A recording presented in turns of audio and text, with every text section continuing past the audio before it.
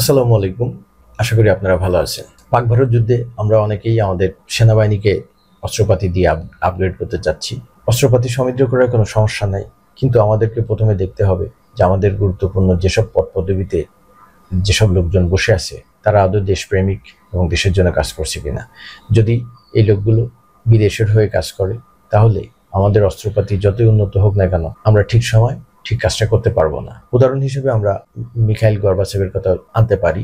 উনি সোভিয়েত ইউনিয়নের last president ছিলেন। ওনার 50 বছর লাইফে কেউ ধারণা করতে পারেননি যে উনি একজন আমেরিকান এজেন্ট। উনি অনেক চড়াই উতরাই পেরিয়ে ক্ষমতায় এসে আমেরিকার সাথে দেশটাকে ভেঙে টুকরো টুকরো করে দেন এবং পরবর্তীতে উনি স্বীকার করেন যে উনি দেশের সাথে এক গাদ্দারি করেছেন। ওনাকে আমেরিকা নাকচ করেনি, পরবর্তীতে ওনাকে শান্তিতে নোবেল পুরস্কার দিয়েছে আমেরিকা।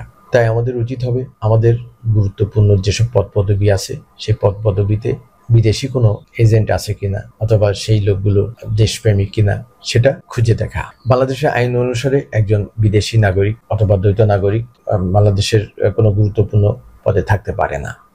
কারণ তাদের দ্বারা দেশের একটা বড় সমস্যা হয়ে গেলে এই লোকগুলো অন্য রাষ্ট্রে চলে যাওয়ার সুযোগ আছে। বাংলাদেশের মানুষ কিন্তু অন্য দেশে যাওয়ার কোনো উপায় নেই।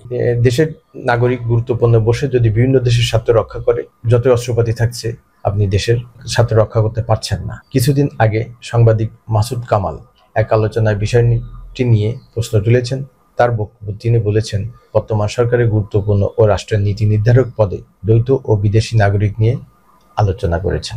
যে লোকগুলো এই দ্বৈত নাগরিক তারা যদি বাংলাদেশ বিরোধী যদি কোনো সিদ্ধান্ত নেয় যাতে বাংলাদেশে বিপদ পাবে, তখন কিন্তু জনগণের করার কিছু থাকবে না। কারণ যারা সিদ্ধান্ত নিয়েছে তাদের ধরার কোনো সুযোগ নেই। বিদেশি নাগরিক দেশের গুরুত্বপূর্ণ পদে বসিয়ে নিরাপত্তা সার্বভৌমত্ব নিয়ে বড় বড় কোনো কাজ করা খুবই রিস্কি একটা ব্যাপার। সুতরাং আমাদের প্রথমেই দেখতে হবে গুরুত্বপূর্ণ পদ পদবিতে যে লোকগুলো বসে আছে তারা বাংলাদেশের স্বার্থে কাজ করছে কিনা এবং বাংলাদেশি নাগরিক কিনা। এটার যদি আমরা ইনশিওর না করতে পারি তাহলে আমরা যতই আমাদের মিলিটারি হার্ডওয়্যার আপগ্রেড করি না কেন, ঠিক সময় দেখা যাবে ওই হার্ডওয়্যার দিয়ে আমরা আমাদের ঠিক কাজটা করতে পারছি না। কারণ তারা তো অন্য দেশে, তারা গর্বাচেবের মতো কাজ করবে। সুতরাং আমাদের এই ব্যাপারগুলো নিয়ে আলোচনা হওয়া উচিত। আশা করি আমি আপনাদেরকে বিষয়টা বোঝাতে পেরেছি। আমার সাথে থাকার জন্য ধন্যবাদ।